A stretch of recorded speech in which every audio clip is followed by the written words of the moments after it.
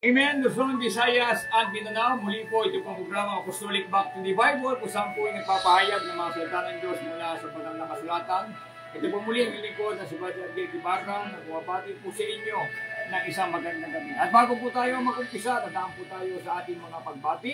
Nabati po natin ang ating mga kapatiran sa Kaibiga, Pagbagin, sa panguna ng ating Pastor Jeff Haspi, at sa kanyang may bahay, at ganyan din na Pastor Renald Dizon, at sa kanyang may bahay.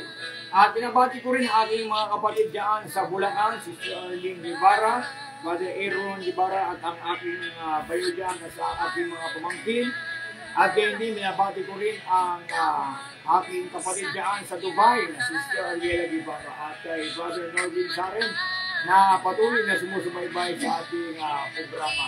At kaya Sister family dito sa Magbagin, ay binabati po natin sila ng isang magandang gabi. So, binay po natin ang pagkakataon ng ating Pastor Jeff upang siya po ay makapagbati. Yes, amen. So, welcome din sa July 28, mga kapatid. Kung mayroon kayong time, ay iimbitahan namin kayo, lalo na ang kapatid si Brother Joel, no? Si Carlisa, no? So, binang Diyos, magsama-sama po tayo sa araw ng anniversary. Ating speaker ay si Pastor Walter Bustano. Amen. Pagpalain po tayong lahat sa ating mga viewers at sa ating mga kaibigan dyan, mga IMC, sa mga UPC, sa mga NCGI, so sa ating mga viewers dyan na patuloy po sumusubaybay. At ating video po ay ating i-share at i-like po natin, mga kaibigan, sa ating mga. At bago po kami mag-umpisa, ay mapakita po natin ang ating mga kasama dito po sa church. Ito po sila, mga kaibigan.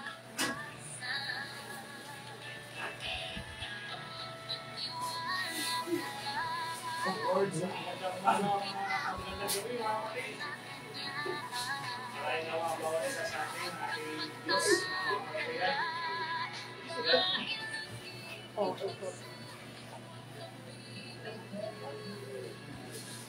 Kaway.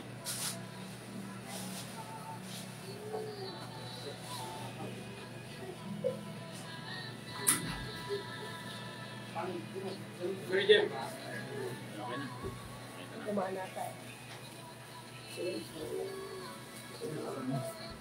Amen. At pagpalain po tayo lahat, mga kaibigan at mga kapatid. Sila po ay naghahanda para sa gaganapin po anniversary sa July 28, 2024. Ito sila po ay naghahanda para sa aming church anniversary. Kung meron po tayong time o pagkakataon, ay maaari po tayong dumalo. Nandiyan po ang aming address dyan sa screen. At maaari po tayong sumadya dito po sa aming anniversary pagdating po ng linggo, this coming on Sunday, July 28, kaibigan, at sa ating mga. Ay binabati ko rin si Brother Pastor Fernando na isang magandang gabi, si Pastor Fernando Agustin, at magkita-kita po tayo sa July 25 upang tayo po ay magkaroon po tayo ng pag-aaral po rito sa church. Pagpalaki po kayo ng ating Panginoon at gayon din po ang inyong pamilya. God bless you all. Amen. Nakaraan po mga kaibigan sa ating mga kapatid ay tinalakay po natin ang tungkol po sa ating Panginoong Kristo at kung sino po ang Diyos na aming pinaniniwalaan. At lagi po namin sinasabi sa FB Live na meron lamang po kami isang pinaniniwalaan na iisang Diyos at walang iba kundi ito ang ating Ama, mga kaibigan, at sa ating mga. Ngayon po ay tatalakayin po natin yung tinatawag nila na original sin, no? Ano po ba yung talagang original? Kasi pagka sinabing original, ito yung kauna-unahang kasalanan na nagawa, mga kaibigan, sa ating mga kapatid. So, umpisahan po natin dito po sa aklat ng Genesis. Kasi nga, dito po ay maganda at maalaman po natin kung saan po ba nagkaroon ng tinatawag nilang original sin. So, titignan po natin dito po sa aklat ng Genesis Kapitulo 2 at ang bersikulo po ay 15. Sabi po rito ay ganito. At kinuha ng Panginoon Diyos ang lalaki at inilagay sa halamanan ng Eden upang kanyang alagaan at ingatan. At iniutos ng Panginoon Diyos sa lalaki na sinabi, sa lahat ng punong kahoy sa halamanan ay makakakain ka na may kalayaan. Datapwat sa kahoy ng pagkakilala ng mabuti at masama ay huwag kang kakain, sapagkat sa araw na ikaw ay kumain niyaon ay walang pagsalang mamamatay ka. So ito po mga kaibigan ay binigyan pong warning yung isang lalaki na ito ay inilagay niya sa Eden mga kaibigan. Ito po ay tumutukoy kay Adan. No? At meron po ritong punong kahoy na pagpapakilala ng mabuti at masama. Ito po ay ipinagbabawal ng ating Panginoon Diyos na ito'y kanilang kainin sapagkat kung ito po'y kanilang kakainin, sila po ay walang pagsalang mamamatay, mga kaibigan at sa ating mga kapatid. So, kaya ang paliwanag dito, Pastor, yes, bakit siya namatay? Kasi may nagsasabi kasi diyan sa social media na para bagang ang Diyos ay nagsinungaling. Kasi hindi naman daw agad namatay nang kinain ito yung punong pagkakilala ng mabuti at masama. So, lumalabas mga kaibigan, ano niyo po, mula sa walang pasimula, ang Diyos po talaga ay hindi po siya nagsisinungaling. Pakinggan niyo po sa aklat ng Tito at ang bersikulo po ay sa 1 at ang bersikulo po ay 2, sabi po rito ay ganito. Sa pag-asa sa buhay na wala hanggan na ipinangako ng Diyos na di makapagsisinungaling buhat pa ng mga panahong walang hanggan. So, mga kaibigan, buhat pa ng panahong walang hanggan, ang Diyos na ito ay hindi po ito nagsisinungaling. Yes, amen. Kasi ang gusto ng iba, pagka nagkasala si Adan, automatic patay agad. No, kaya nga, pitigyan po natin yung sentence ng Bible, mga kaibigan, sabi po rito ay ganito sa 17, datapwan sa kahoy ng pagkakilala ng mabuti at masama ay huwag kang kakain, sapagkat sa araw na ikaw ay kumain niyaon, ay walang pagsalang mamamatay ka. Sabi rito mamamatay. Yes. Hindi sinabi na patay. No? Patay, Mga kaibigan, kundi ito po ay mamamatay. Kagaya po yan ng isa pong nakapako sa krus na kasama ni Kristo. Ang pahayag ni Kristo ay, ngayon din, kakasamahin kita sa paraiso. Yes. Yung word na, kakasamahin. Yes. Future. Yun po ay tumutukoy mga kaibigan sa future. Kaya nga, pagka ikay kumain nito ay walang pagsalang mamamatay ka. Hindi agad patay na automatic pagka kinain. Yes. Patay agad mga kaibigan at sa ating mga kapatid. At kung patay na agad si Adan, bakit pa siya umabot ng 930 mga kaibigan? Kasi paglabas niya roon sa Eden, sa paraiso, ang edad niya ay 100 taon. Yes. At nang umidad siya ng 130 years, ipinanganak niya po si Seth sapagkat pinatay po ni Cain si Abel. Ang kapalit po ay si Seth mga kaibigan. So 130 ang edad ni Adan nang ipinanganak niya po si Seth. So nadagdagan pa natin yung 130 plus 800 years. Yes. Lahat mga kaibigan ay umabot po ng 930 years ang buhay ni Adan mga kaibigan at sa ating mga kapatid. Yan po ay tumutukoy po sa buhay ni Adan na walang pagsalang mamamatay ka. Hindi naman ito kagaya ng lason. Yes. Pagka kinain mo 24 oras mga kaibigan, pagka hindi po naagapan, patay agad. Yes. O kaya natuklaw ng ahas, pagka natuklaw ng ahas, mga kaibigan, kumalat yung kamandag, tantamount na mamamatay yung kinagat, no? Amen. So kaya, ano po ba ang epekto doon sa kinain ni Adan at pati ni Eva? Kasi actually, mga kaibigan, ang unang nadaya ay si Eva. Yes. Pinapahayag po yan ng ating Apostol Pablo na ang nadaya po talaga ay si Eva. Pakinggan nyo sa unang Timoteo, sa 2, at ang bersikulo po ay 11. Tingnan po natin mga kaibigan. Ang babae mag-aral na tumahimik na may buong pagkapasakop. Ngunit hindi ko ipinapaintulot na ang babae ay magturo, ni magkaroon ng pamumuno sa lalaki, kundi tumahimik, sapagkat si Adam ay siyang unang nilalang, saka si Eva, at si Adam ay hindi nadaya, kundi ang babae ng madaya ay nahulog sa pagsalangsang. Yes.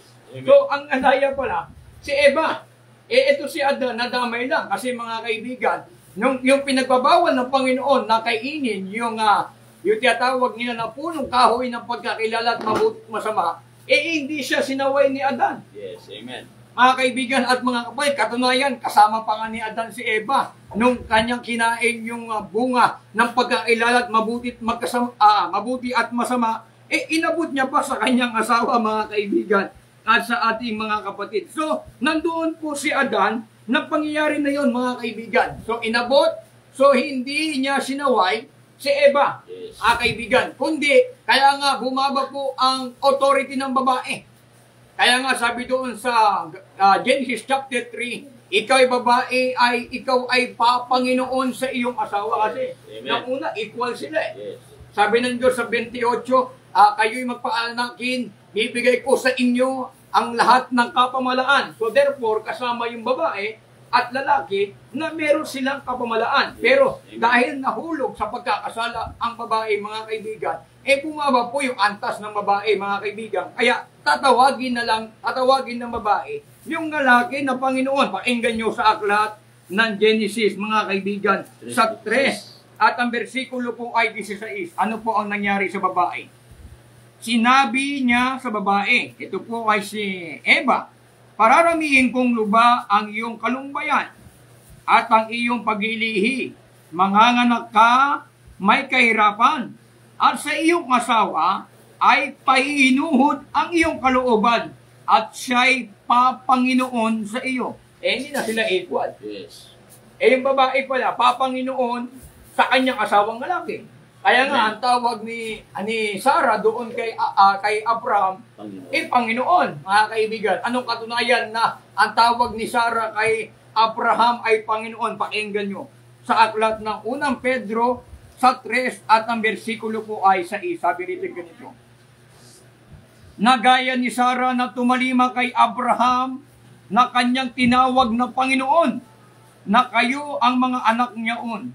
Kung nagsisigawa kayo ng mabuti at di kayo nangatatakot sa anumang kasindakan. So si Sarah, tinawag niyang Panginoon si Abraham. Pero nang una, mga kaibigan, equal po ang kanilang otoridad, mga kaibigan. Kasi sabi rito sa Genesis 1:27 hanggang 28, sabi rito yung ganito. At nilalang ng Diyos ang tao ayon sa kanyang sariling larawan. Ayon sa larawan ng Diyos, siya nilalang. Nilalang niya sila na lalaki at babae. At binasbasan ng Diyos at sa kanila'y sinabi. Naka-plural to, pastor eh. Yes. At sa kanila'y sinabi ng Diyos, kayo'y magpaanakin at magpaarami. Kalatan ninyo ang lupa at inyong supilin. So kasama yung babae na susupil doon. Yes. Sabi rito, at magkakaroon kayo ng kapangyarihan sa mga isda sa dagat at sa mga ibon sa himpabawid at sa bawat hayop na gumagalaw sa ibabaw ng lupa. Maliwanag, mga kaibigan, meron silang kapamalaan. Yes. At binigyan din sila ng kapangyarihan na supilin, mga kaibigan, yung lahat ng mga bagay na sa ibabaw ng lupa. Amen. So sa makatuwid, bumaba yung na babae, mga kaibigan at mga kapatid. Pero kung hindi sana nagkasala yung babae, parehas po sila, mga kaibigan, ng antas ng otoridad. Pero dahil po sa nangyari na yun, mga kaibigan, ay ang babae po ay nagpanginoon sa kanyang asawa, mga kaibigan, at sa ating mga Praise God. Hindi natin sa ating pastor ang panahon. Yes, amen. Alam niyo, mga kapatid, ang issue na nais i-drive ni Brother Aljon ay yung salitang nagsisinungaling daw po ang Diyos. Ang totoo, mga kapatid, ay sino nga ba ang sinungaling? Ang Diyos ba o ang tao? 3:3 ng Roma. Okay, tingnan natin, mga kaibigan. Sa 3:3 ng Roma, ang pahayag po ni Apostol Pablo ay ganito. Ano nga kung ang ilan ay hindi nagsisampaltaya? Ang di panampalataya nila ay nagsipawalang halaga baga sa pagtatapat ng Diyos? Sa 4, huwag nawang mangyari. Oo, bagkus pa nga, ang Diyos ay tapat, Kita nyo? datapwat ang bawat tao'y sinungaling. Gaya ng nasusulat, upang ikaw ay ariing ganap sa iyong mga salita at makapagtagumpay ka kung ikaw ay mahatulan. Yes, amen. No? Maliwanag na lahat ng tao ay sinungaling. Amen. Itong taong sinungaling na ito, pinaparatangan, ang Diyos ay sinungaling. No, hindi maaari, no? Yun po mahirap mga kaibigan. Sino ba ang ama ng kasinungalingan? 8:44 ng 1. Pakinggan nyo kung sino po ang sinungaling mga kaibigan. Hindi naman po ang Panginoon. Pakinggan nyo po sa 8:44. Kayo'y sa inyong amang Diablo. At ang mga nais ng inyong ama, ang ibig ninyong gawin. Siya'y isang mamamatay tao buhat pa ng una, hindi nananatili sa katotohanan, sapagkat walang katotohanan sa kanya. Pagka nagsasalita siya ng kasinungalingan, ay nagsasalita siya ng saganang kanya, sapagkat siya'y isang sinungaling at ama nito. Yes. Yung ama pala ng kasinungalingan, andiyan. Yes, amen. Pwede bang isabihin mo yon? Wala nakasulat. Pagbibintangan nila ang Diyos na sinungaling daw. Oo. Ito'y dalawang bagay na hindi magagawa ng Diyos, mga kaibigan, na kagaya na sinasabi ni Pablo sa Hebreo 6 at ang versikulo ay 18. Tingnan po natin.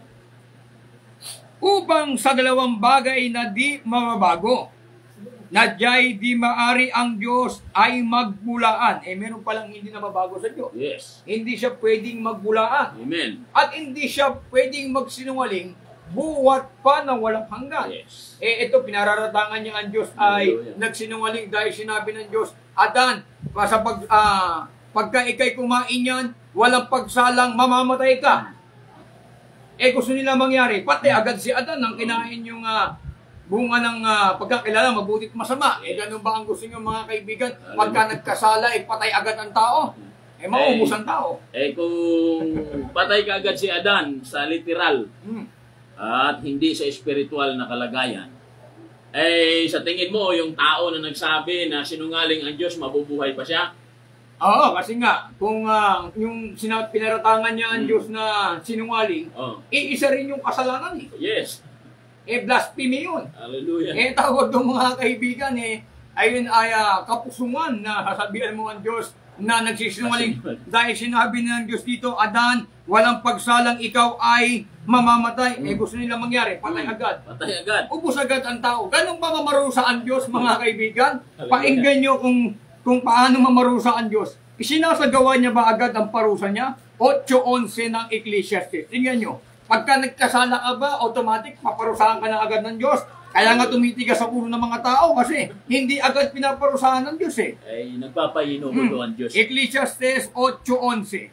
Sapagkat ang hatol laban sa masamang gawa ay hindi isinasagawa agad. Kaya ang puso ng mga anak ng mga tao ay lubos na nagagalak sa paggawa ng kasamaan. Kung mamarusa pala ang Diyos, hindi pala niya agad pinaparusahan. Amen. Kaya pala yung puso ng mga tao, tumitigas.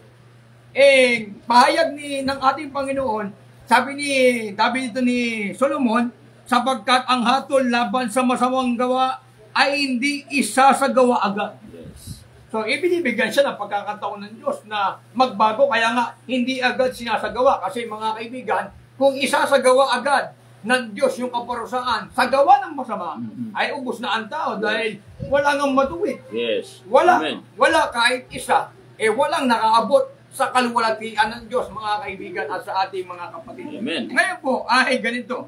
Kaya sabi nila, ang unang kasalanan ni Adan at ni Eva, ito ay pagtatalik. Sa iba kasi, sexual, ang unang kasalanan ni Eva at Adan. So, sa ibang salin ay adultery. Mga adultery, mga kaibigan, no? So, pangangalo niya kasi nga, mag-asawa si Adan at Eva, at si Eva naman ay nakisiping doon sa ahas. Amen. Kaya nga yung ahas, bakit kung hindi raw nakisiping yung ahas kay Eva, paano nagkaroon ng binhi? Yung ahas doon sa babae. Okay, o tingnan nga natin mga kaibigan, So, bakit nagkaroon ng binhi? Tila matuwid naman ang kanilang mga pagtatanong, mga kapatid. Pero sinasang-ayunan po ba yan ng Biblia? Sige, Okay, tingnan natin mga kaibigan. Kasi may talata naman silang ginagamit. Yes. Sa 3:15, tingnan nyo mga kaibigan, ito po ang sabi, sa 14 muna, 3:14, tandaan po natin.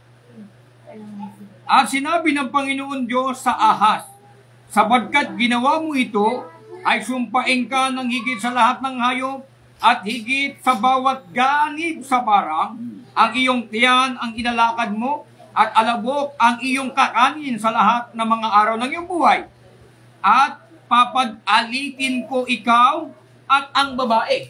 Yung ahas daw na sinumpa, pag-aalitin ko ikaw at ang babae. Tuloy po natin. Ay ganito. At ang iyong binhi. So sa makatuwid, may binhi yung ahas. At ang kanyang binhi. So, ang tinutukoy nila na binhi, mga kapatid, ay isang malisyosong binhi. Nagbunga daw ang pagtatalik ni Eva at ang ahas. Kaya nagkabinhi ito na yun daw ay si Cain. Tuloy natin kung sinasangayunan nga ba yan. Papag-alitin ko ikaw at ang iyong binhi. So therefore, may binhi ang ahas at ang binhi ng babae. Ito magkaaway ito Binhi ng ahas, binhi ng babae. Tuloy po natin. Ito ang dudurog ng iyong ulo. Ikaw ang dudurog ng kanyang sakong. So ito propesya na yung binhi na ito ng babae ay walang iba ayon sa mga eskola at mga teologian. Ito ang Panginoong Kristo. So titignan po natin, tuloy po natin. At sinabi niya sa babae, pararamihin kong lubha ang iyong kalumbayan at ang iyong paglilihi. Manganganak kang may kahirapan at sa iyong asawa ay papainuod ang iyong kalooban at siya'y papanginoon sa iyo. So, lumalabas na merong binhi ang babae at merong ding binhi ang ahas. Oo, so alam na natin yan dahil marami na tayo nakausap. Yung binhi ng babae, yan ay si Abel. At yung binhi ng ahas, ay yun ay si Cain. Ibig sabihin, nagbunga po ang kanilang ginawa na adultery. No? Yun po ang kanilang argumento. Pero tingnan natin, kanino ba anak si Cain? Yes. Pero tingnan po natin sa 4:1 ng Genesis kasi maganda may talata Pakinggan niyo po. At nakilala ng lalaki si Eva na kanyang asawa at siya'y naglihi at ipinanganak si Cain.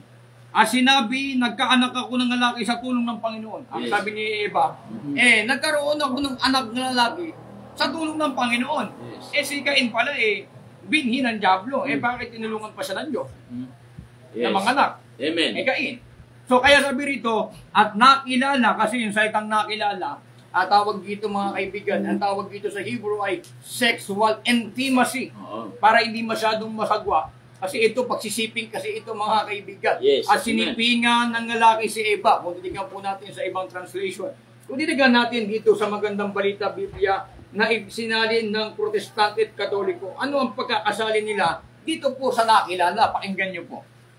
Sinipingan ni Adan ang kanyang asawa at ito'y nagdalang tao na sila ang kanyang panganay na lalaki, sinilang ang kanyang panganay na lalaki at sinabi ni Eva, nagkaroon ako ng anak na lalaki sa tulong ni Yahweh. So, makikita natin mga kaibigan dito po sa Biblia na sinalin ng Protestante at Katoliko, yung salitang nakilala, sinipingan. No? Maging sa Greek at Hebrew, ganyan din po ang translation mga kaibigan. So, anak ni Eva at Adan, si Cain, tuloy po natin. At muli, ay ipinanganak ang kanyang kapatid na si Abel.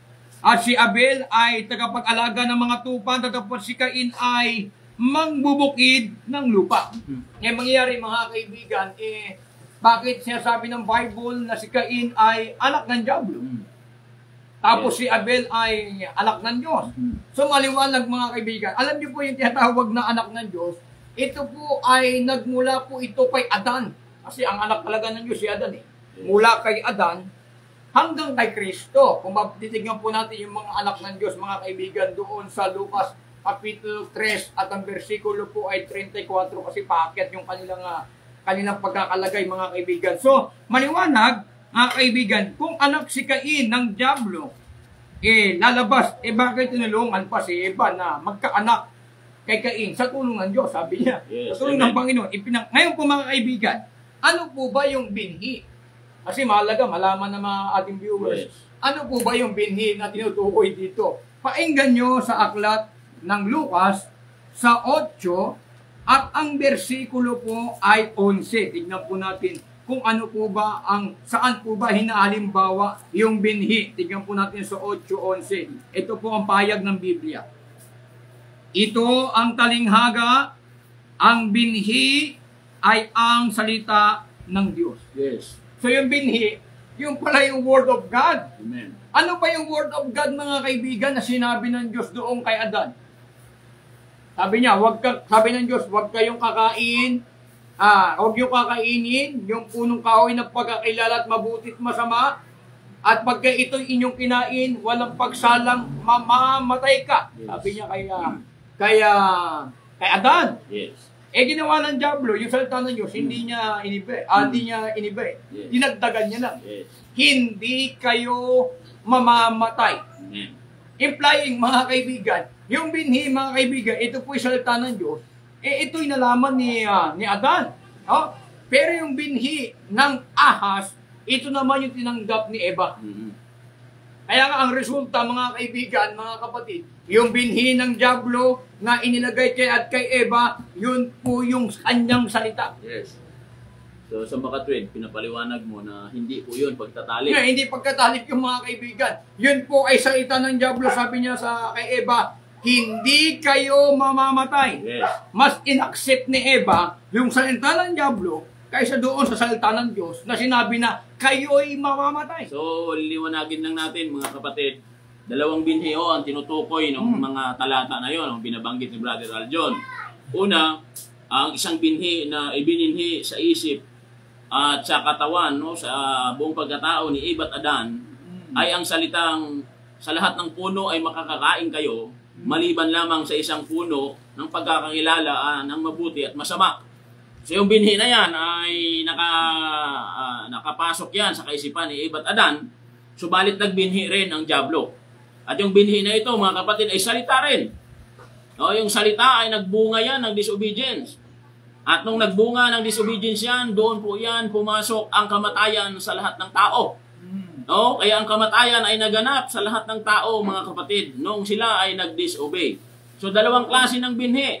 So ngayon, kung liliwanagin natin, paano nangyari na yun ay isang siping? Dahil ang kanilang katwiran ay sa 2:17 ng Genesis. Mainam, basahin natin yung argumento para mayroon tayong alam, mga kapatid, sa kanilang argumento. Natapwan sa kahoy ng pagkakilala ng mabuti at masama, huwag kang kakain, sapagkat sa araw na ikaw ay kumain niyaon, ay walang pagsalang mamamatay ka. So, dyan, Brother Aljon, kapag tinanong mo sila, itong mga taong ito, mga matatalino rin ito mga professor nga po ito sa iba't ibang mga university dito sa Pilipinas, at marami rin po tayong kaibigan dito. Pag tinanong mo sila, paano nangyari na yun ay siping, o yun ay sex, o yun ay adultery? Yung talata na yan na ginagamit nila, yung salitang kain, ay sex yun ang kahulugan sa kanila, mga kapatid. So, papayag ho ba kayo? No? Granting, no? Payagan natin yung kanilang argumento na yung salitang kain na yun ay adultery yun. Basahin natin yung 1 ng 3 ng Genesis. Tingnan natin yung kasaysayan. Tingnan niyo. Ang ahas nga ay lalong tusok ay sa animang hayop sa parang na nilikha ng Panginoon Diyos. At sinabi niya sa babae, tunay bang sinabi ng Diyos? Parang clarification pa Amen. Clarification Mautak yung Diablo Huwag kayong kakain sa animang punong kahoy sa alamanan. Yung kanyang talaga pandaraya Tunay bang sinabi ng Diyos? Yes. Parang ni-criticize yung babae, no? Criticize. Ang sagot ng babae, siguro baka babae natalanta. Yes.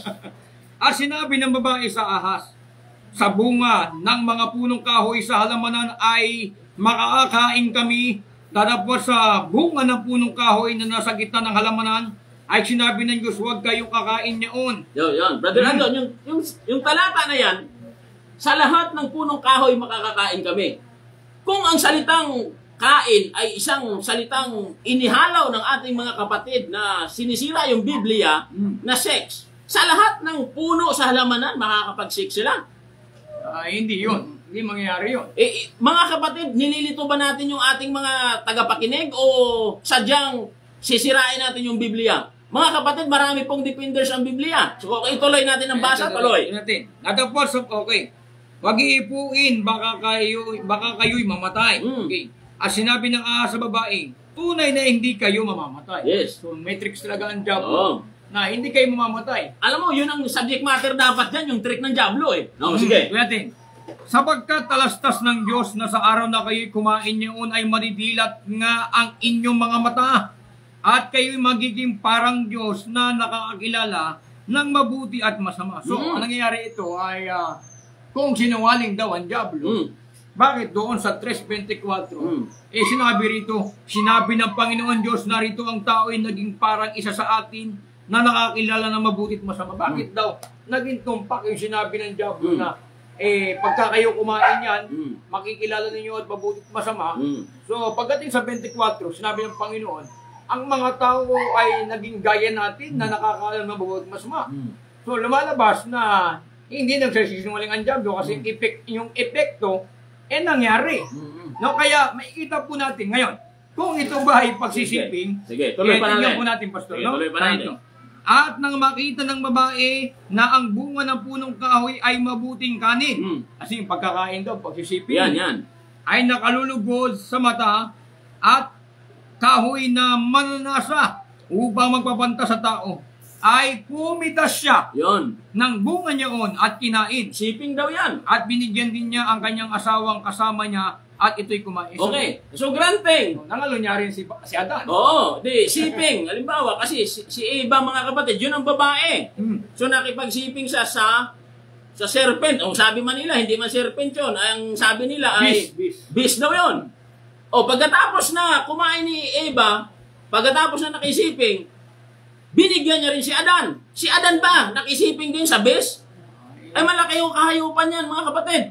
Talagang kahayupan yung aral. Ulitin natin. Okay. Pumitas siya ng bunga niyaon at kinain.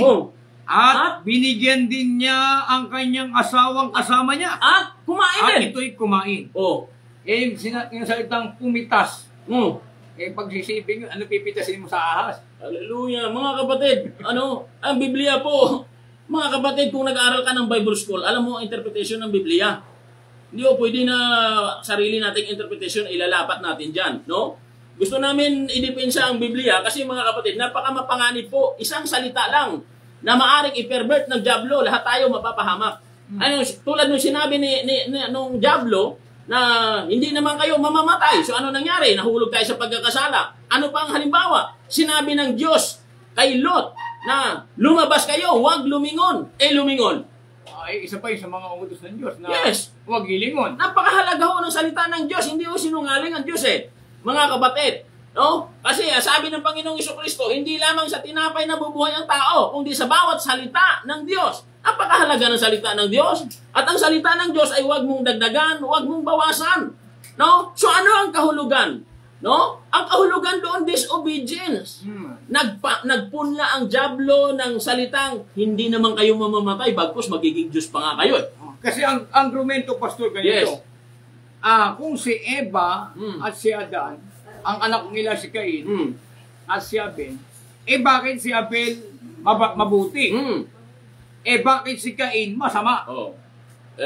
Kung hindi raw anak ng diablo si Cain, bakit masama si Cain? Kasi ganito mga kaibigan at mga kapatid, yung kinain nila ng punong kahoy, ng pagkakilalang ng mabuti at masama, ito'y nagkaroon ng epekto. Yung mabuti ay si Cain, ay si Abel, at yung masama, ito po ay si Cain.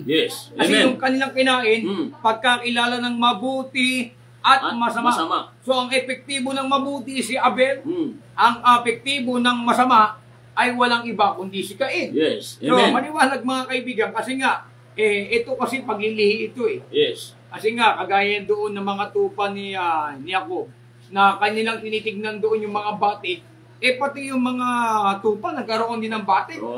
No? So, epektibo yung mga kaibigan. At ngayon po, bakit sinasabi nila si Cain ay anak ng diablo? Painggan nyo mga kaibigan ang pahayag dito po sa unang 1. Kasi dito sila, ito ang tumbok nila Sa unang 1:4 at ang bersikulo, tignan po natin, at ang bersikulo po ay 8. Hinalimbawa rito si Cain. Inggan po natin mga kaibigan at mga kapatid. Ang gumagawa ng kasalanan ay sa diablo. Sapagkat buwat pa ng pasimula ay nagkakasala na ang diablo. Sa mga bagay na ito'y nahayag ang anak ng Diyos upang iwasak ang mga gawa ng diablo. Ang sino mang ipinanganak ng Diyos ay hindi nagkakasala sapagkat ang kanyang binhi ay nananahan sa kanya. At siya hindi mang-ari magkasala sapagkat siya ipinanganak ng Diyos. Tuloy po natin, no? Sa verse 12, hindi gaya ni Cain, siya'y sama-sama at pinatay niya ang kanyang kapatid.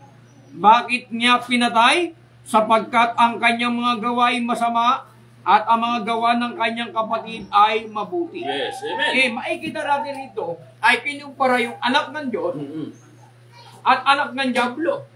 Bakit si Cain naging masama? Mga kaibigan at bakit naging anak si Cain ng Diablo? Kaya naging anak si Cain ng Diablo sapagkat pinatay niya si Abel. Sapagkat pag ginagawa po natin yung gawa ng Diablo, yung pagpapatay kasi gawa ng Diablo yun. Yes, amen. Kaya nga sabi doon ni Jesucristo, doon sa mga Hudyo, sabi niya ganito, kasi gusto siya patayin ng mga Hudyo. Sabi niya doon sa 8:44, kayo'y sa inyong amang Diablo, sapagkat ang ibig ng inyong amang Diablo ay ibig ninyong gawin. Siya'y mamamatay tao buwat pa ng una. So dagdag pa sa kanila yan, kasi anak talaga ng Diablo yon. Literal ba na yung mga Hudyo, anak ng Diablo? Di ba yung mga Hudyo ay chosen people ng Diyos to? Yes. Bakit tinawag ng Diyos yung mga Hudyo na anak ng Diablo? Sapagkat gusto nila patayin ang Panginoong Jesucristo, sapagkat ang gawain ng Diablo ay pumatay at pumuksa. Yes, amen. Kaya pag gagawa yung gawa ng Diablo, magiging anak talaga kayo ng Diablo. Oo. Kaya pag gumagawa ka ng mabuti, kaganino ka ba anak, mga kaibigan, at sa ating mga kapatid? Di ba tayo po ay anak ng Diyos? Yes, amen. Pinatay ni Cain si Abel. Yung gawa ni Abel na pagpatay kay Cain, yun ay gawa ng Diablo sapagkat buhat pa ng pasimula, ang Diablo ay mamamatay tao na. Yes, amen. Mga kaibigan at mga kapatid. Okay. Doon po yun, kaya nagiging anak sila ng Diablo dahil yung gawa ng Diablo, ginagawa nila. Amen. Kaya nga sabi ni John the Baptist doon sa mga Pariseo, kayo'y mga lahing ulubong. Yes. Kita mo. Yun, dagdag din sa kanila yon. Pabor sa kanila yon. Basta yun. Mga Hudyo yun, mga lahing ulupong. No? Hallelujah. Hindi naman totoong ulupong yung mga Pariseo. Yes, amen. No? Yun doon pumapasok ang unawa, mga kapatid. No? Ayun po, naging problema.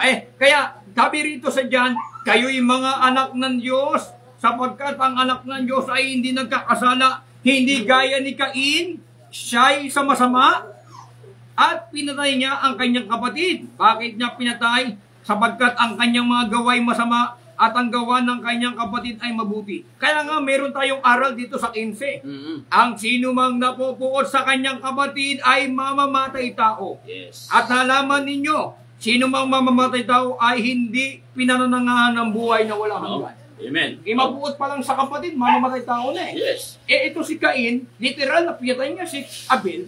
Dito sa panahon nating Kristiyano, pag napuot ka sa iyong kapatid, mamamatay tao na. Yes. Hallelujah. No? Pero mga kapatid, huwag naman natin na iparating sa mga ating mga tagapakinig na si Cain ay anak ng Diablo at wala ng pag-asa. Diablo siya sa simula hanggang sa wakas ay Diablo. Mamamatay tao. Si Pablo ho, mamamatay tao rin Pero nagbagong buhay. Kasi ang isa pang ipapasok nila dito yung predestinasyon na anak ng Diablo, si Cain, no? Magiging Diablo na ang lahat ng kanyang lahi. Hindi naman ganun ang biyaya ng Diyos, mga kapatid. Si Pablo, kinahabagan So ibigay natin yung jurisdiction sa Diyos, mga kapatid. No? Kaya nang iligtas ang gusto niya Amen. Mga kapatid. Tulad ni Pablo ay kinahabagan yan, mga kapatid. At sa pangalawa, Brother Aljo, gusto ko lang maidagdag. Doon po sa tagpo sa Genesis, mayroon pang tinatawag ng mga Garden of Eden, ibig sabihin yung kingdom ng mga halaman. At mayroon doon kingdom ng mga hayop. At mayroon doong dalawang tao na nilagay, si Eva at Adan, mga kapatid. So kung papansinin ninyo, mga kapatid, ang hayop, whether sabihin nyo man na beast, sumiping kay Eva, mayroon na ba kayong nakita sa tanang kasaysayan kahit sa panahon natin ngayon sa science na yung ahas o kaya sabihin niyo beast, hindi niyo naman kasi ma-define yan, chimpanzee na yun, missing link, no? Bahala kayo, problema niyo yan. Mayroon na ba kayo nakita na ang ahas sumiping sa tao kahit sinong babae na buo? Kumunikta ba ang kanilang kromosome, nagkaanak sila? No? Imposible. Kasinungalingan po yan. Posible yun kasi kagaya ng isang sundalo na nakipagsiping siya sa orangutan. Yes. Nagkaroon pa siya ng HIV. Oh, yan ang problema doon eh. Diyan nga nanggaling yung HIV, kaya nga kumalat yung HIV dahil itong sundalong ito nakipagsiping doon sa sa gorilla. Yes. Tapos pagdating niya sa bar, naisiping din siya doon sa mga babae, nagkaroon ng HIV. Totoo yan. At yung sundalo na ito, sumiping din sa kanyang asawa. Kita nyo? Kaya tumami ang HIV, mga kaibigan. Tapos sabihin nyo na buntis si Eva, anak ng ahas. Ayun, mga kaibigan, hindi ba anak ni Eva si Cain? Pakinggan nyo sa 3:20 ng Genesis. At tinawag na Eva ng lalaki ang kanyang asawa sapagkat siya ang naging ina Kita mo? ng lahat ng mga nabubuhay. Kasama si Cain. Hallelujah. Ina siya ng lahat ng nabubuhay. Kasama doon si Cain, mga kaibigan, at sa ating mga kapatid. So therefore, ina rin siya ni Cain. Yes, amen. Kasi nga, sabi niya, alang-alang ako sa tulong ng Panginoon. Yes. Dito, nanganak ako sa tulong ni Yahweh. Yes. Hallelujah. Alam nyo mga kapatid, ang mas maganda natin na ipangaral sa YouTube, yung imbis na manligaho tayo ng tao, granting nahulog ang ating mga magulang si Eva at Adan sa kasalanan. Pumasok ang kamatayan, mga kapatid. Mayroon namang Panginoong Jesucristo na tumubo sa atin eh. Dapat yun ang makita natin. No? Kung namatay ang mga tao dahil nagpumasok ang kamatayan, yun ang minana natin eh. Ang kamatayan na naranasan ng mga bawat tao sa unang Korinto, sa 15:22, mababasa natin yan. Mga kapatid. Sige, basahin natin. Maigi, basahin natin yung pinapayag mo, Pastor, tungkol doon sa kamatayan Yes. sa unang Korinto 15. Ito po ang payag ni Apostol Pablo at ang versikulo 22. Sabi rito ganito. Sapagkat kung paano kay Adam ang lahat ay nangamamatay, Kita nyo? gayon din naman kay Kristo ang lahat ay bubuhayin. Yun ang ipangaral natin. Opo, nagkasala tayo. Opo, namatay tayo. Pero pagdating ng dugo ni Kristo, sa biyaya, naligtas tayong lahat. Kasi ito ang katanungan, Pastor, Yes. no? Yung salitang sa English, naipasa. O, tingnan nga natin mga kaibigan. Yung salita bang naipasa, parehas ba yan sa salitang minana? Kasi ito raw ay synonym, no? Sige, basahin natin. Parehas na salita. Pakinggan nyo sa Roma 5 at ang versikulo ay 12. Ito raw yung original sin na naipasa. Yes.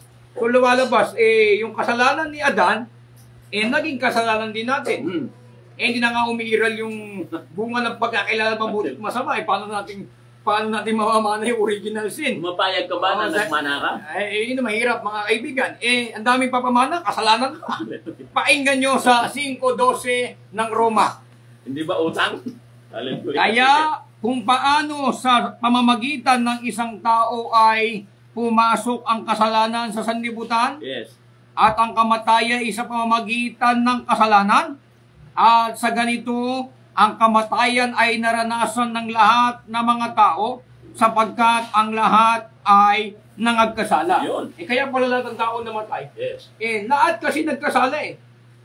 Tanong mga kaibigan, lahat ba ng kasalanan kagaya ng pagkain ni Adan doon sa pagkailala na mabuti masama? Tuloy nga natin ang nakalagay, mga kaibigan. Yes. Kung meron bang ganon, sabi rito ganito, sapagkat ang kasalanan ay nasa sanlibutan hanggang sa dumating ang kautusan. Ngunit hindi binibilang ang kasalanan kung walang kautusan. Bagamat ang kamatayan ay naghari mula kay Adam hanggang kay Moises, kahit doon sa hindi nangagkasalaman ng tulad ng pagsalangsang ni Adan. Yes. Kahit pala yung kasalanan mo, hindi ka gaya kay Adan, Yes. basta nagkasala ka, mamamatay ka. Yes. Amen. Interpretasyon nila, yung kinain daw ni Adan, kailangan ni original sin na ipasa.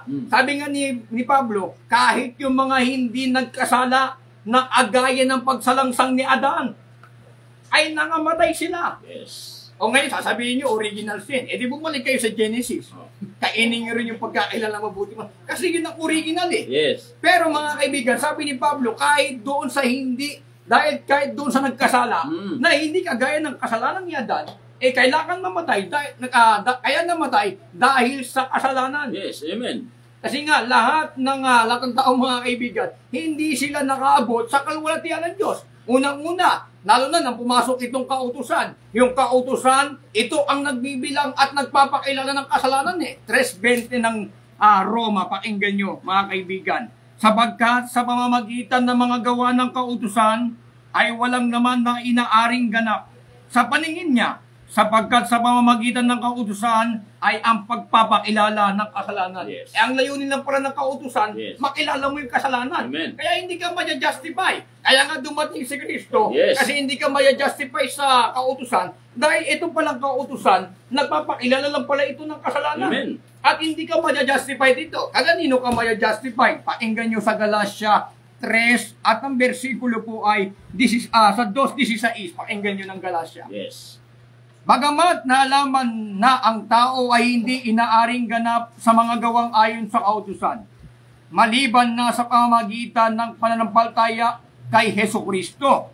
Tayo rin ay nagsisampalataya kay Hesukristo upang tayo'y ariing ganap sa pamamagitan ng pananampalataya kay Kristo. Amen. Kaya nga ipinalik yung kautusan ng pananampalataya eh. Yes. Kasi doon, mga kaibigan, sa kautusan, walang na-justify. Hallelujah. Pakinggan nyo sa 13:39 ng gawa. Pakinggan nyo, na-justify ba yung mga tumupad ng kautusan ni Moises? Pakinggan po natin sa 13:39. Ay ganito. Sa pamamagitan niya, ang bawat nananampalataya ay inaaring ganap sa lahat ng bagay. Nasa mga ito, hindi na kayo aariing ganap sa pamamagitan ng kautusan ni Moises. Yes. Hindi sila ma-justify Amen. doon sa kautusan ni Moises. Bakit? Kasi sa kautusan ni Moises, huwag kang papatay, huwag kang mangangalunya. Kahit hindi ka sumampalataya, basta tumupad ka, Yes. pwede na yon. Pero kay Kristo, kailangan yung kalakid ng pananampalataya.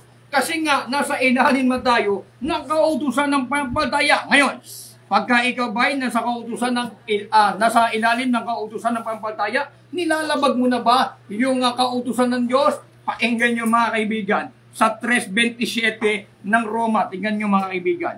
Kaya nga, saan naroon ang pagmamapuri? Ito'y hiwalay sa pamamagitan ng anong kautusan?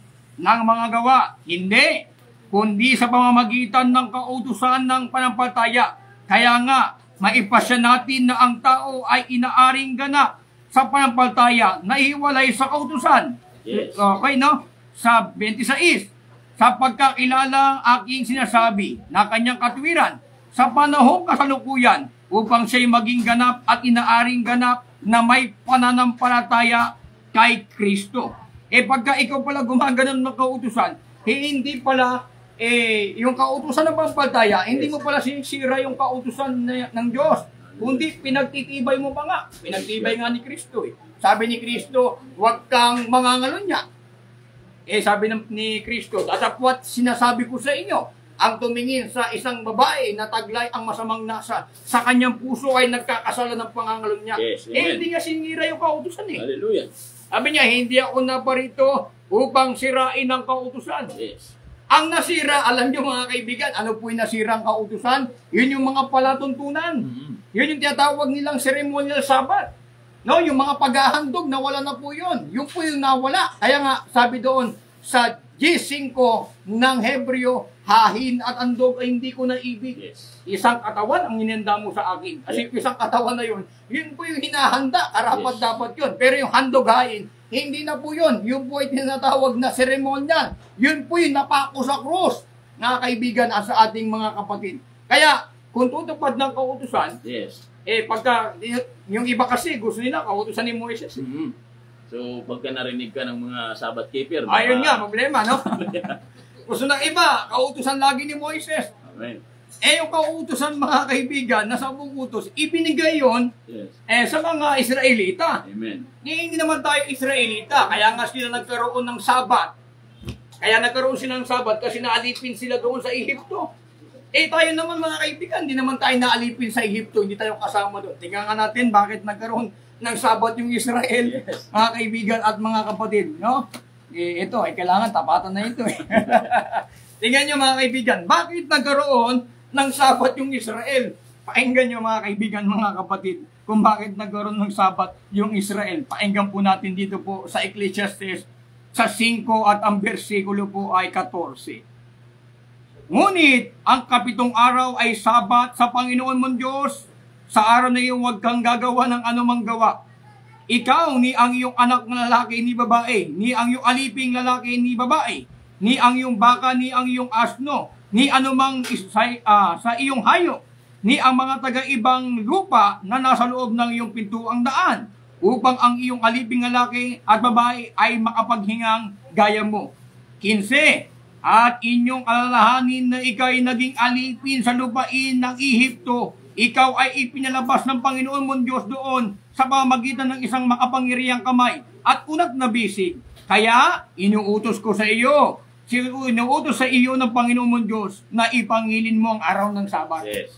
Binigyan sila ng kapahinganan. Yes. Kasi naalipin sila, mga kaibigan, for 100 years. Binigyan sila ng Diyos ng kapahingahan kahit isang araw. Kasi doon, nang naalipin sila, araw-araw silang katrabaho. Amen. Walang pahinga doon eh. Yes. Kaya ang Diyos, mga kaibigan, nagtakda siya ng Sabat, para itong mga Israelita, makapagpahinga sila. Amen. Hindi sila puro trabaho. No? Kaya binigyan po sila ng araw ng Sabat. Bakit? Naalipin po sila sa Ehipto. Hindi naman kayo kasama doon sa naalipin eh. Yes. Bakit ka mangingili ng Sabat? Hallelujah. Hallelujah.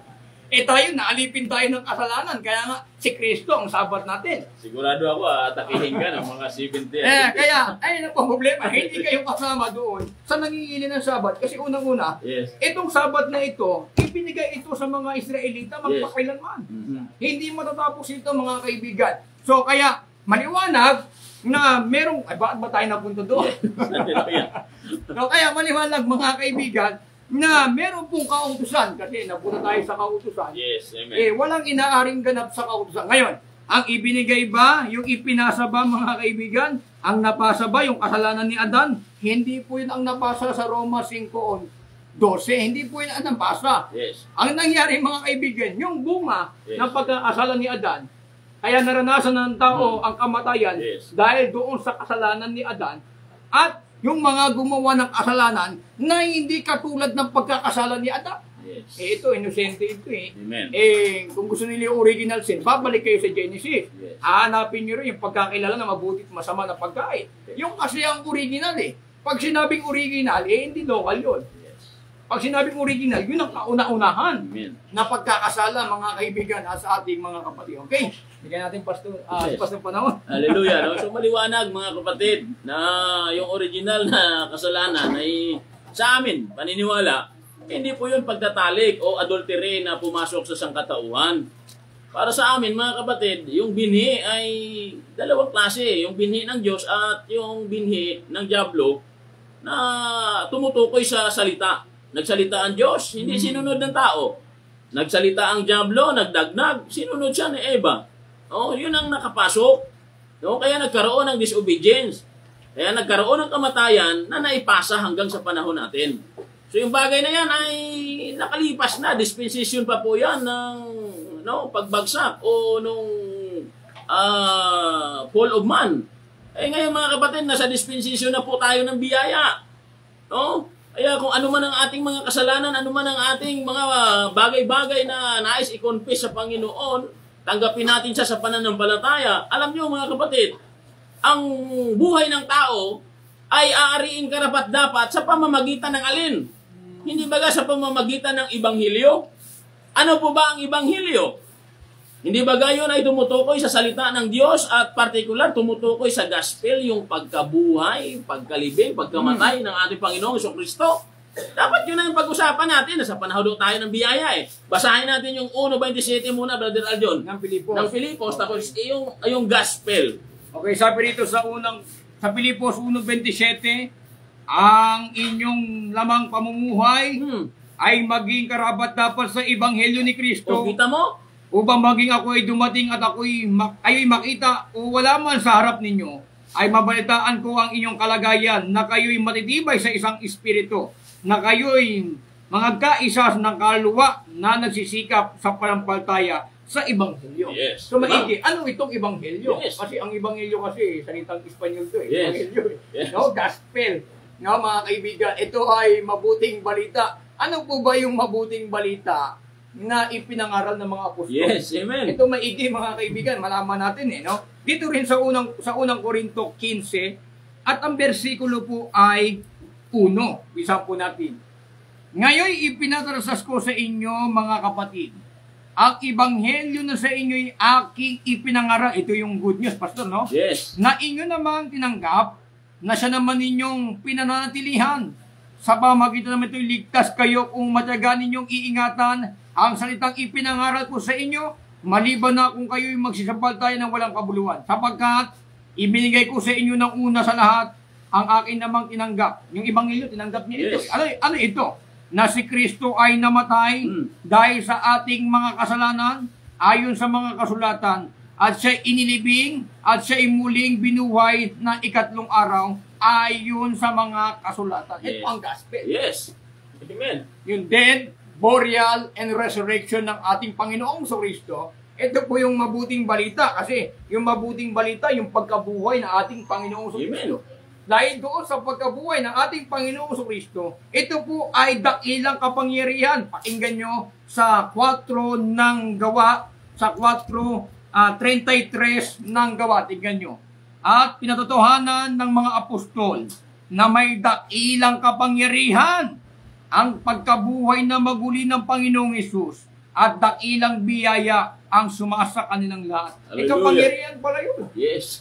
Yung pagkabuhay ni Kristo.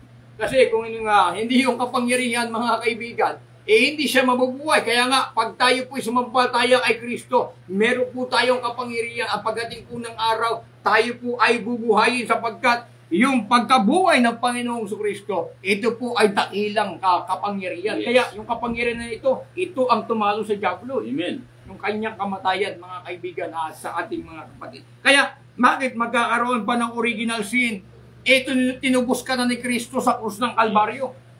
Wala na yung original sin dahil tinubos na nga eh. Hallelujah. Kaya nga hinilimbawa ni Pablo, yung unang Adan, ito dahil sa Adan na ito, namatay ang lahat ng tao. Yes. Pero yung Adan na itong pangalawa, nagbibigay buhay. Sa makatuwid, yung kamatayan ng unang Adan, tinubos na ng ikalawang Adan na nagbibigay ng buhay. Amen. Paano magkakaroon uli ng original sin? Yan ang problema. Bakit magkakaroon pa? Tinubos na pala ni Kristo yung kasalanan natin. Pakinggan nyo sa 1:7 ng unang ones. Anong ginawa ng anak nang sinugo siya ng ama? Pakinggan nyo. Ngunit kung tayo ay nagsisilakad sa liwanag, na gaya niyang nasa liwanag, ay may pakikisama tayo sa isa't isa. At nililinis tayo. Ito ay, pag sabing nililinis, continue ito. Yes. Nililinis tayo ng dugo ni Kristo na kanyang anak sa lahat ng kasalanan. Pagka lahat ng kasalanan, kasama ng original sin doon. Amen. Lahat na Pagka lahat, may titira pa ba?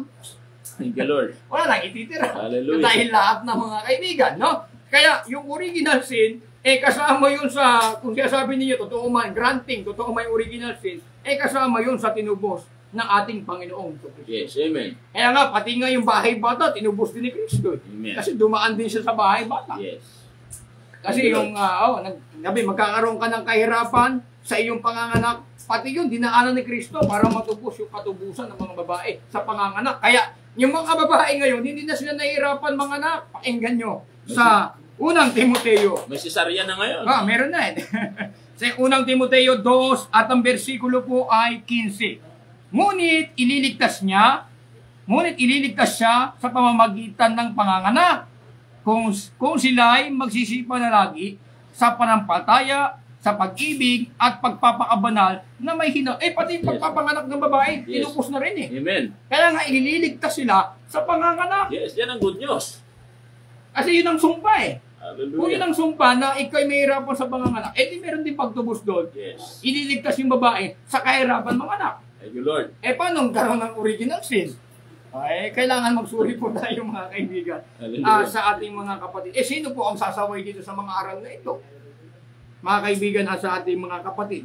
So marami ipapamana, original sin pa. Yes. Bahay at kayamanan ay minamana sa mga magulang, ngunit ang mabait na asawa ay galing sa Panginoon. Yung kasalanan ba ng anak, pwede mo ba ipasa sa magulang?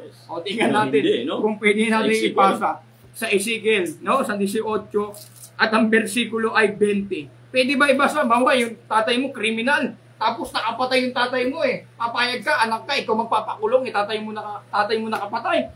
18-20, pakinggan nyo. ang kaluluwa na nagkakasala ay mamamatay. Ang anak ay hindi magdadanas ng kasamaan ng ama, o magdadanas man ang ama ng kasamaan ng anak. Ang katwiran ng matuwid ay sasa kanya, at ang kasamaan ng masama ay sasa kanya. Ay bawa, yung anak mo, kriminal. Oh. Hindi pwede saluhin ng tatay yun. Yes. O kaya yung tatay kriminal, hindi naman pwede saluhin ng anak yun. Pagka nagkasala sa batas, kung ano nagkasala, yun ang ikukulong. Hindi nga pwede, mga kaibigan, ang anak, hindi magdadanas ng kasamaan ng kanyang ama. Amen. Paano ngayon magkakaroon ng original sin? Di ba si Adan ay ama natin? Paano kung ang ama may utang? Sino magmamana? Yung anak yun. Sino makukulong?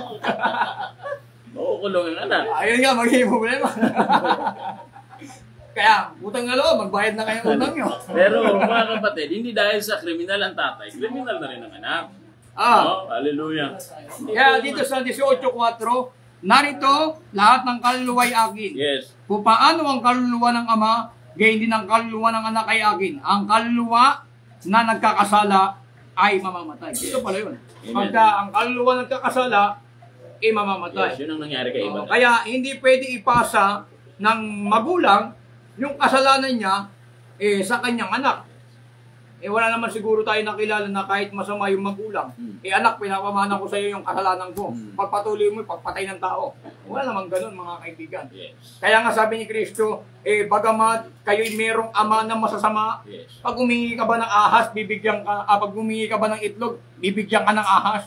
Hindi. Pero masamang magulang yon. Pero pag humingi ka ng itlog, hindi ka bibigyan ng ahas, kundi bibigyan ka ng itlog. Yes. Gaano pa kaya ang inyong amang nasa langit na hindi magbibigay? May nga, basahin nga natin yun. Sa aklat ng Lucas, sa 11, tingnan po natin mga kaibigan at mga kapatid. Sa versikulo ay 13, tingnan natin, ay ganito. Okay, dito sa 11 at ang versikulo po ay 11, at alimang sa inyo na kung humingi ang kanyang anak ng isang tinapay, bibigyan niya siya ng isang bato o ng isang isda, kaya hindi isda ang ibibigay, kundi isang ahas. O kung siya'y humingi ng itlog sa kanya, bibigyan kaya siya ng alakdan. Kung kayo nga bagamat masasama, ay marunong magbigay ng mabubuting kaloob sa inyong anak, gaano pa kaya ang inyong ama na nasa kalangitan? Yung masama, kahit pag yung taong masama, pag humingi yung anak ng itlog, Yes. ibibigay niya ba ng alakdan yun dahil masama siya? Eto nga masama, marunong din gumawa ng mabuti. Amen. Gaano pa kaya, mga kaibigan, yung ating amang nasa langit? Bakit ipapamana mo yung kasalanan doon sa iyong anak? Ito nga masama, umingi yung kanyang anak ng itlog. Hindi niya nga binigyan ng alakdan, kundi itlog din ang kanyang binigyan. Hallelujah. Ito naman mga ngaral na ito, ginawa nila, kasalanan ni Adan, pinasa raw sa'yo. Pagka pinasa, sino ang doer? Sino ang pinasahan? Si Abel? Pinalayas na sila sa Eden Paano may ipapasa yun? Yung kasalanan ni Adan kay Abel, nasa labas na sila ng Eden. Yes. Hindi, pumasok uli si Adan sa Eden at kinuha yun, ipasa ko sa'yo. Ganun ba mga kaibigan? Lumalabas mga kaibigan, pinaglalaroan po natin ang Bible. Hindi naman fairy tale ang Bible. Hindi naman to kagaya ni Snow White, no, na kinain yung apple, namatay. Hindi po ganun mga kaibigan at mga kapatid, no? So, tingnan natin, panunguran. So, tingnan natin ating pastor ng pagkakataon na... Baka merong tanong? Okay, baka may tanong. Meron ba? Okay, salamat. Walang tanong. Kasi galit sa atin Salamat din sa 5,000 na sumusubaybay, mga kapatid, no?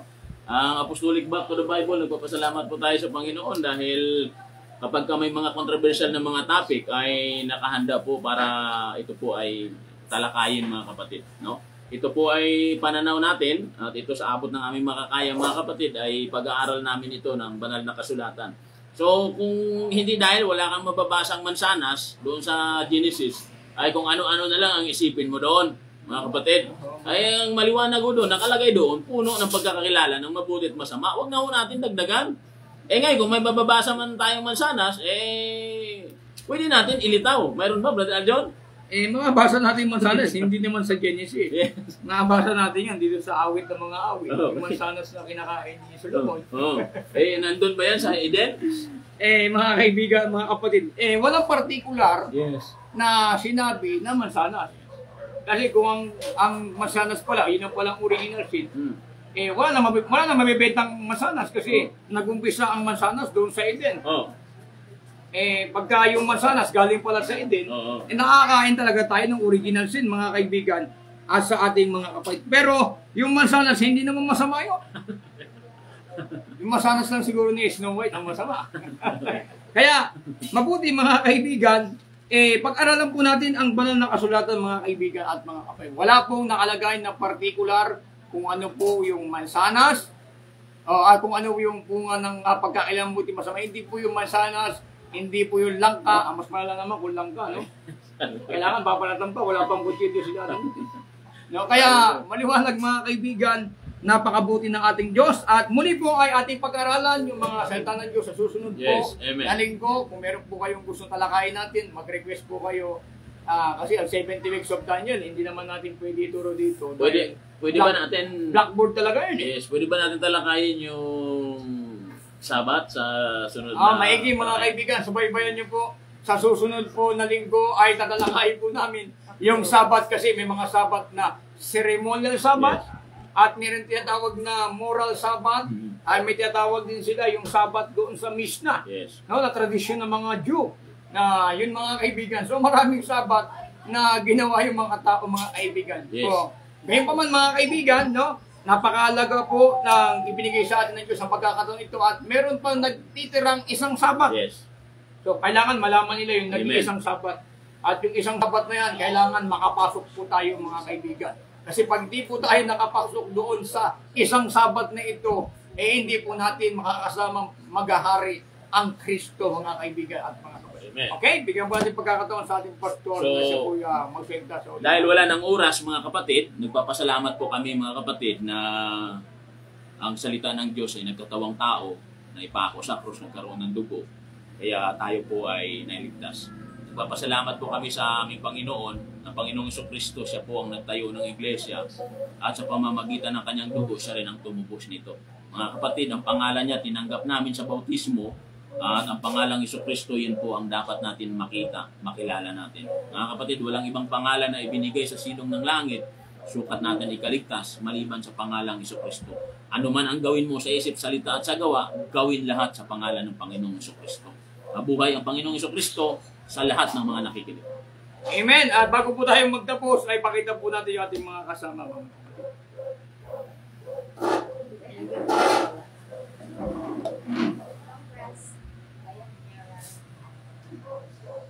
Lord, isabela tayo sa July 28 mga kapatid. Amen.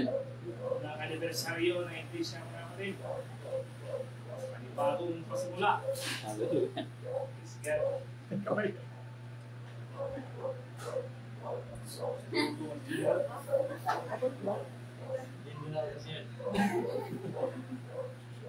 Para walang magtampo. Thank you, Lord. Amen. Muli po, ito po ang Apostolic Back in the Bible. Ito po lingkod na si Padre Ariel Guevara. Magkita-kita po tayo alas 6 ng gabi, 6 p.m. to 7 p.m. Magpapatuloy po tayo sa ating mga topic sa this coming on Sunday. Ito po ay aming church anniversary. Welcome po kayo na kayo po ay dumalo. At tatalakayin po natin sa araw ng linggo ay ang Sabat, mga kaibigan. Sumayin niyo pong biyaya, pagpalain po kayo ng ating Panginoon Kristo.